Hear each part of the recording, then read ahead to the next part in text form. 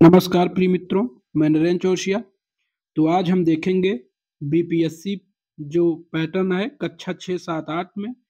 कक्षा 6 में जो हमारे किसलय लगा हुआ है, तो आज हम उसको देखते हैं। उसमें लगभग कुल 18 अध्याय हैं, एक ही चैप्टर में संपूर्ण प्रश्नोत्तरी है। तो आप लोग इसको एक बार जरूर देखिएगा। तो इसमें अध्याय क्या क्या है? अध्याय 1 मान है, 2 जो है असली चित्र है, 3 जो है चिड़िया है, 4 हॉकी का जादूगर है, अध्याय 5 हार की जीत है, अध्याय 6 तुम कल्पना करो। लगभग इसमें सारे अध्याय पे क्वेश्चन है। 20 अध्याय हैं, 20वां अध्याय पर क्वेश्चन है इस पे। तो आइए हम देखते हैं। तो पहला क्वेश्चन आज हम शुरू करेंगे।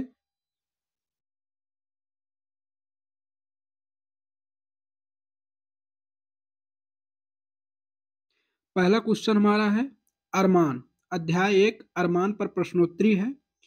तो पहला प्रश्न है, अरमान शीर्षक कविता के कवि कौन है? Option A Ram Naresh Tripathi, B Mahadevi Verma, C Ramdhari Singh Dinkar, D इनमें से कोई नहीं। तो आपको बताना है कि अध्याय 1 में अरमान है, तो इसके लेखक कौन है अरमान शीर्षक कविता के? तो the right option A Ram Naresh Tripathi. इसके कौन अध्याय 1 के हैं? राम नरेश त्रिपाठी। तो अगले प्रश्न की तरफ चलते हैं। सर्वस्व शब्द का शाब्दिक अर्थ होता है। तो आपको सर्वस्व शब्द का शाब्दिक अर्थ बताना है। इसमें लगन है, मुख है, सब कुछ है, लालसा है। तो आपको सर्वस्व बताना है। तो इसका आंसर क्या है? द राइट ऑप्शन सी, यानी सर्वस्व का मतलब होता है सब कुछ। अगले प्रश्न की तरफ चलते हैं। अगला प्रश्न देखते हैं। अपमान का सही संधि विच्छेद होगा। तो आपको बताना है अपमान का सही संधि विच्छेद। तो इसका है आप प्लस मान, बी अपमान, सी उपमान, डी अपमान। तो आपको बताना है द राइट ऑप्शन बी अपमान। अगले प्रश्न की तरफ चलते हैं। अरमान शीर्षक कविता में कवि किसकी सेवा में अपना सर्वस्व लुटाने की बात कर रहा है? तो आपको बताना है इसमें घर की, बाहर की, मातृभूमि की, अपने परिवार की। तो यानी अरमान शीर्षक कविता में, तो इसका ऑप्शन क्या है? जी बिल्कुल ठीक, ऑप्शन 3 मातृभूमि पर, क्योंकि मातृभूमि पर। Right option C. अगले प्रश्न की तरफ चलते हैं। जो कभी ना मरे उसे कहा जाता है। तो एक शब्द क्या कहा जाता है जो कभी ना मरे? अजर, अजरा, अमृत, अमर। तो ये 4 ऑप्शन है। राइट ऑप्शन 4, जी बिल्कुल सही, ऑप्शन 4 अमर, यानी जो कभी ना मरे। अगले प्रश्न की तरफ चलते हैं। असली चित्र, दूसरा अध्याय हमारा चालू हो गया। असली चित्र, तो इसका हम प्रश्न देखते हैं। असली चित्र शीर्षक कहानी में किस राजा की चर्चा की गई है? यानी इस असली चित्र शीर्षक कहानी में पूछा है किस राजा की चर्चा की गई है। हम तो राजा की बात कर रही, किसकी बात कर रहा है? राजा की बात कर रहा है। तो इसमें क्या है?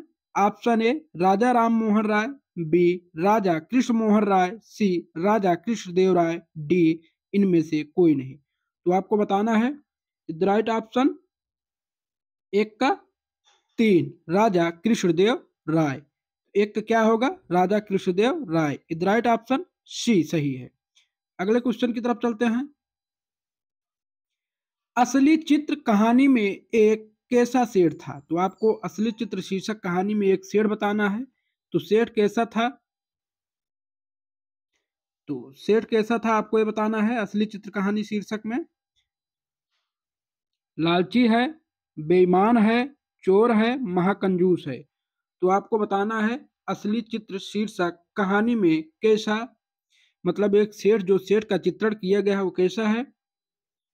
तो राइट ऑप्शन 4, यानी सेठ कैसा है? महाकंजूस है। अगले क्वेश्चन की तरफ चलते हैं।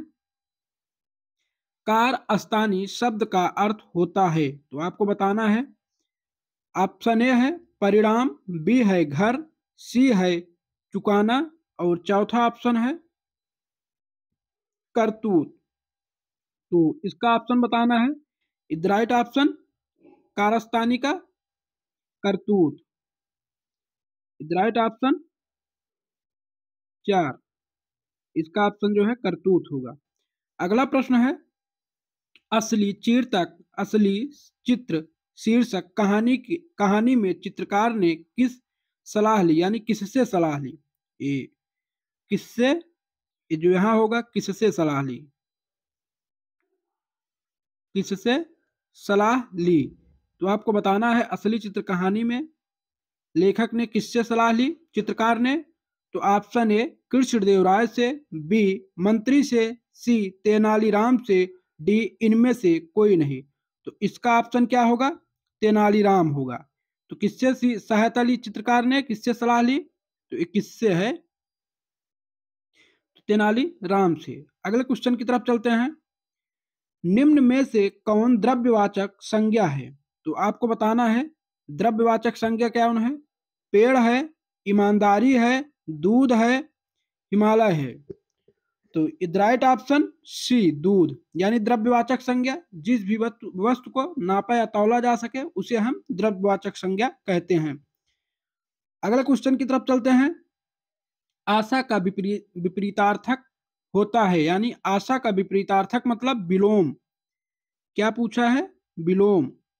तो आपको बताना है आशा का सही है, देर है, विपाशा है, निराशा है। तो राइट ऑप्शन डी, आशा का निराशा। अगले अध्याय की तरफ चलते हैं, अध्याय 3 चिड़िया। तो अध्याय 3 क्या है, चिड़िया है। तो इसका पहला प्रश्न है, चिड़िया कविता के कवि कौन है, यानी चिड़िया कविता के कवि पूछा है। Option A Ram Naresh Verma Sharma, B Ram Naresh Tripathi, D R C Prasad Singh, C R C Prasad Singh, D इनमें से कोई नहीं। तो आपको बताना है चिड़िया कविता के कवि कौन है। Right option 3, R C Prasad. Right option 3। अगले प्रश्न की तरफ चलते हैं, स्वच्छंद का शाब्दिक अर्थ होता है। आपको स्वच्छंद का शाब्दिक अर्थ बताना है, आलसी, स्वतंत्र, परतंत्र, पैर। तो आपको इसका आंसर देना है राइट ऑप्शन 2, स्वच्छंद का स्वतंत्र। अगले प्रश्न की तरफ चलते हैं, चिड़िया शीर्षक कविता में चिड़िया कहाँ बैठकर गाती है। अगला प्रश्न है, चिड़िया शीर्षक कविता में चिड़िया कहाँ बैठकर गाती है। तो कहाँ बैठकर गाती है आप लोगों को बताना है, अमरूद के पेड़ पर, आम के पेड़ पर, पीपल के पेड़ पर, इनमें से कोई नहीं। तो इसका ऑप्शन 3, जी बिल्कुल सही, 3 पीपल के पेड़ पर। अगले प्रश्न की तरफ चलते हैं, तो इसमें पूछा है दुश्मन का पर्यायवाची। तो आप लोग जान ही रहे हैं दुश्मन का पर्यायवाची कौन होगा। तो चलिए देखते हैं, घर है, पेड़ है, शाखा है, शत्रु है। जी बिल्कुल सही, शत्रु। अगले प्रश्न की तरफ चलते हैं, रसोई घर से बना शब्द है। तो दो शब्दों से मिलकर जो बनता है उसे हम संकर शब्द कहते हैं। तो इसमें देखते हैं कौन सा है, रसिक घर, रसोई घर, रस घर, इनमें से कोई नहीं। राइट ऑप्शन बी, रसोई घर। अगले अध्याय की तरफ चलते हैं, हॉकी का जादूगर। तो इसमें देखा गया है हॉकी का जादूगर। तो आइए हम इसका प्रश्न देखते हैं, हॉकी का जादूगर किन्हें कहा जाता है। तो आपको बताना है मेजर ध्यानचंद को, सचिन तेंदुलकर को, आगे देखते हैं सुनील गावस्कर को, कपिल देव को। तो ये जो तीन है नीचे के, ये जो है मैच से संबंधित हैं, ऊपर जो है हॉकी से संबंधित हैं। तो मेजर ध्यानचंद हॉकी से संबंधित हैं, ये जो इलाहाबाद के रहने वाले थे। अगले प्रश्न की तरफ चलते हैं, नया सीखने वाला कहा जाता है, यानी जो नया नया सीखता है उसे क्या कहा जाता है, नवयुवक कहा जाता है, युवान कहा जाता है, युवती कही जाती है, नौसिखिया कहा जाता है। तो आपको इसका आंसर देना है, नया सीखने वालों को क्या कहा जाता है, नौसिखिया कहा जाता है। Right option D. अगले प्रश्न की तरफ चलते हैं, सर्वनाम के कितने भेद होते हैं। तो आपको बताना है सर्वनाम के कितने भेद होते हैं, 3, 4, 5, 6। तो आपको बताना है सर्वनाम के कितने भेद होते हैं। तो सर्वनाम के 6 भेद होते हैं। कितने भेद होते हैं, 6 भेद होते हैं। तो कौन से हैं, आइए देखते हैं। पहला है पुरुषवाचक सर्वनाम, इसके 3 भाग होते हैं, निजवाचक सर्वनाम, निश्चयवाचक सर्वनाम, अनिश्चयवाचक सर्वनाम, संबंधवाचक सर्वनाम, प्रश्नवाचक सर्वनाम। तो पुरुषवाचक में उत्तम, मध्यम और अन्य। अगले प्रश्न की तरफ चलते हैं। निम्न में से कौन प्रश्नवाचक सर्वनाम है? तो अगला प्रश्न है कौन सा प्रश्नवाचक सर्वनाम पूछा है। इसमें मैं, सॉरी, ऑप्शन ए क्या, बी मैं, सी तुम, डी रमन। तो आपको बताना है इज राइट ऑप्शन क्या, प्रश्नवाचक क्या, क्या कौन ये प्रश्नवाचक है, प्रश्नवाचक सर्वनाम है। ये जो मैं है यह जो है पुरुषवाचक सर्वनाम है, जिसके 3 भाग हैं, उत्तम, मध्यम और अन्य। तो देखते हैं, सर्वनाम के 6 भेद होते हैं, तो नीचे भी देख लीजिए। सर्वनाम के कुल कितने भेद होते हैं, जो ऊपर लिखा गया है 6 भेद होते हैं। इनकी कुल संख्या कितनी होती है, 11 होती है, जिनमें मैं, तुम, आप, यह, वह, जो, सो, कौन, क्या, कोई, कुछ।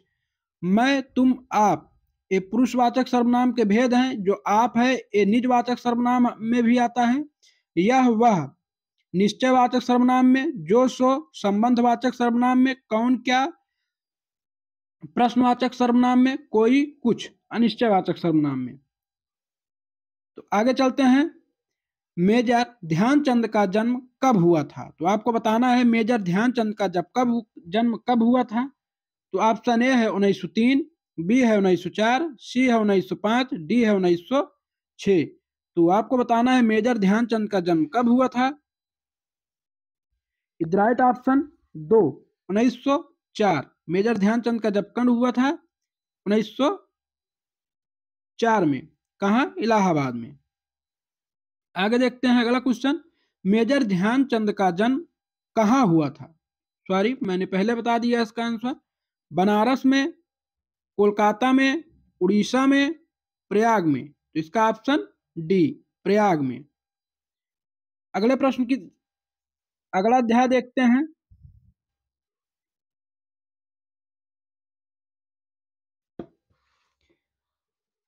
अगला अध्याय हमारा है हार की जीत कहानी। क्या है? हार की जीत कहानी। इसके लेखक बद्रीनाथ भट्ट सुदर्शन है। तो आइए देखते हैं हार की जीत कहानी। तो इसका पहला प्रश्न है, हार की जीत शीर्षक कहानी के लेखक कौन है? तो पहला प्रश्न है, हार की जीत शीर्षक कहानी के लेखक कौन है? Option A Ram Naresh Tripathi, B Sudarshan, C Baba Bharati, D Mahadevi Verma. तो आपको बताना है the right option B, Sudarshan. अगले प्रश्न की तरफ चलते हैं।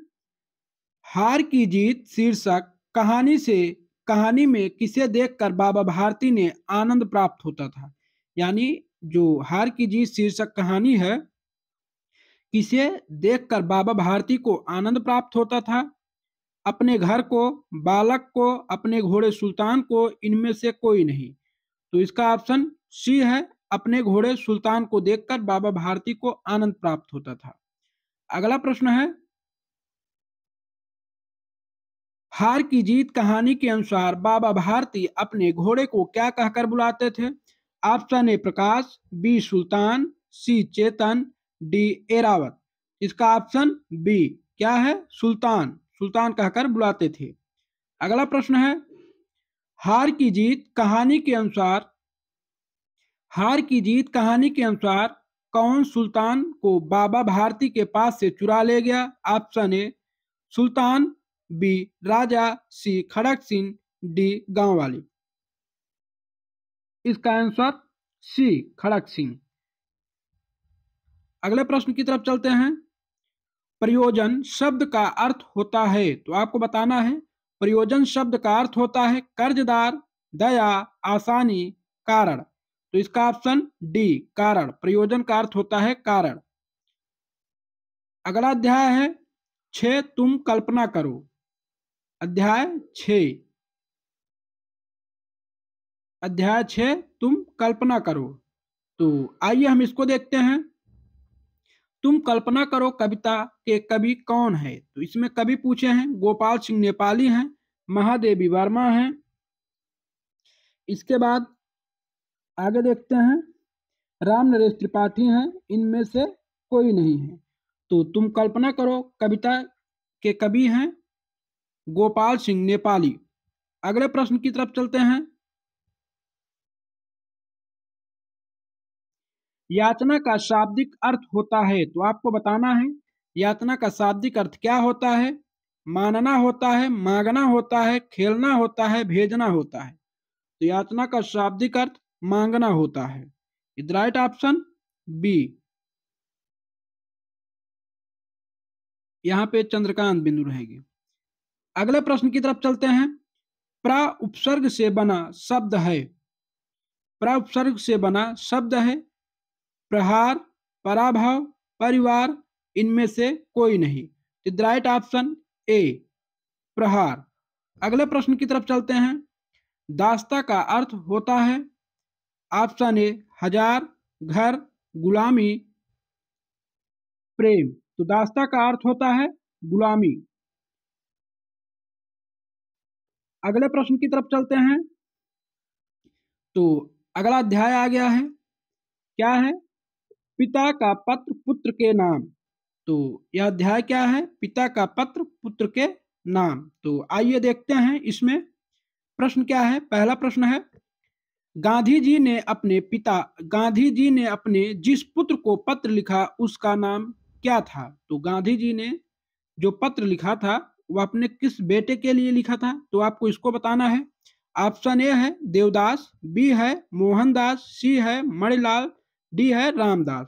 तो इनके चार बेटों के नाम है, तो आपको बताना है गांधी जी ने अपना पत्र किसके नाम लिखा था। Is right option 3, Manilal. अगले प्रश्न की तरफ चलते हैं। अगला क्वेश्चन देखते हैं, गांधी जी ने पत्र कहां से लिखा था। तो आपको बताना है गांधी जी ने पत्र तो लिख दिया, लेकिन वह पत्र कहां से लिखा था। पटना जेल से, तिहाड़ जेल से, लखनऊ जेल से, प्रिटोरिया जेल से। तो आपको बताना है गांधी जी ने वह पत्र कहां से लिखा था। जी बिल्कुल सही है, प्रिटोरिया जेल से। अगले प्रश्न की तरफ चलते हैं। पिता का पत्र पुत्र के नाम शीर्षक पाठ में लिखा पत्र कब लिखा गया था। तो यह जो पत्र है जो गांधी जी ने अपने बेटे को लिखा था, तो यह कब लिखा था। इसका आंसर क्या है, आइए देखते हैं। 25 मार्च 1919 ईस्वी, 25 मार्च 1909 ईस्वी, 25 मार्च 1900 ईस्वी, 25 मार्च 1929 ईस्वी। तो ये चार विकल्प हैं, इसमें आपको बताना है कब लिखा था। तो 25 मार्च 1909 ईस्वी को लिखा था। Right option B. अगले प्रश्न की तरफ चलते हैं। कृत्रिम शब्द का अर्थ होता है, तो आपको बताना है कृत्रिम शब्द का अर्थ होता है ज्ञान, बोध, बनावटी, घरेलू। तो कृत्रिम शब्द का अर्थ होता है बनावटी। अगले प्रश्न की तरफ चलते हैं। बा उपनाम से किन्हें जाना जाता है। तो आपको बताना है महात्मा गांधी, गोपाल गांधी, कस्तूरबा गांधी, मोतीबाई। तो right option C, Kasturba Gandhi. इनके पिता का नाम मोहनदास करमचंद गांधी, माता का नाम पुतलीबाई। अगला अध्याय क्या है, मंत्र।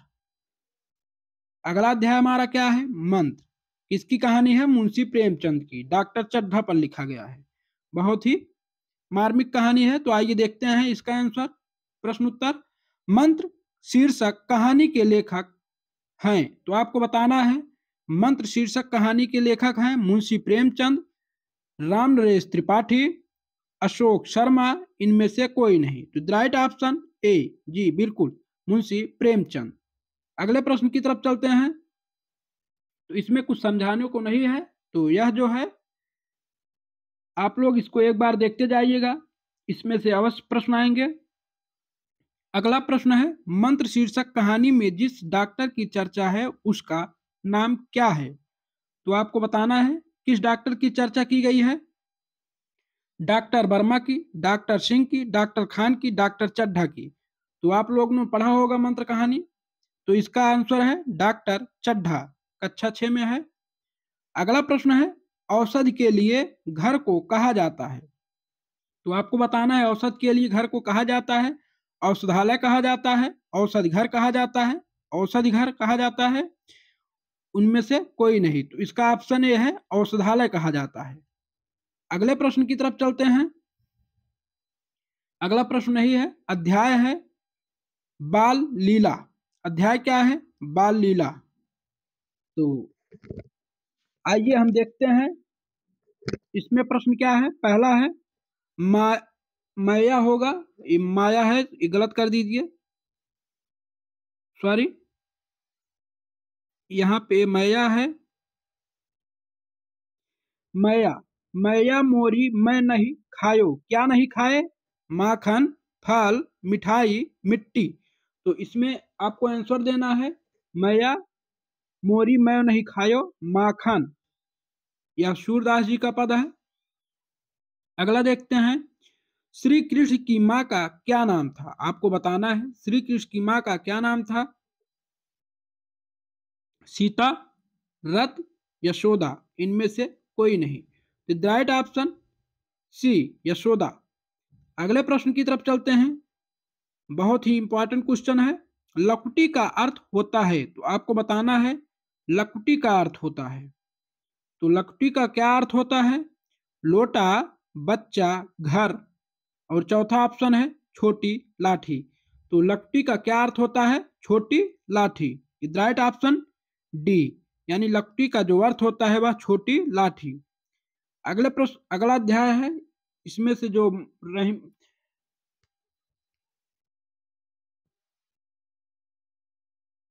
यह खत्म हो गया हमारा। अगला प्रश्न है, अगला अध्याय है अध्याय 10, भीष्म की प्रतिज्ञा। जो बाल लीला का अध्याय था वह खत्म हो गया। अब भीष्म प्रतिज्ञा, तो देखते हैं इसमें से भीष्म की प्रतिज्ञा एकांकी के अनुसार शांतनु कौन है? तो आपको बताना है शांतनु कौन है। हस्तिनापुर के सम्राट, सॉरी, हस्तिनापुर के सम्राट, हस्तिनापुर के युवराज, रुकिए सॉरी, ऐसा है, हस्तिनापुर के सम्राट, हस्तिनापुर के युवराज, हस्तिनापुत्र के पुत्री यानी पुत्र, निषादों के राजा। तो चार ऑप्शन है। भीष्म की प्रतिज्ञा, यह पाठ है, भीष्म की प्रतिज्ञा एकांकी के अनुसार शांतनु कौन है? तो आपको बताना है हस्तिनापुर के सम्राट हैं, या बी हस्तिनापुर के युवराज हैं, सी दशरथ के पुत्र हैं, डी निषादों के राजा हैं। तो ऑप्शन ए सही है, हस्तिनापुर के राजा है, शांतनु है। शांतनु की दो पत्नियां हैं, पहली पत्नी गंगा है, दूसरी सत्यवती है। तो जो गंगा है, इनसे भीष्म का जन्म हुआ। तो अगला प्रश्न देखते हैं, भीष्म की प्रतिज्ञा एकांकी के अनुसार सत्यवती कौन थी? तो आपको बताना है दशरथ की बहन थी, दशरथ का पुत्र है, शांतनु की बहन है, शांतनु की माता है। तो आपको बताना है भीष्म की प्रतिज्ञा के अनुसार सत्यवती कौन थी? तो यहाँ पुत्र नहीं होगा, यहाँ पुत्री होगा।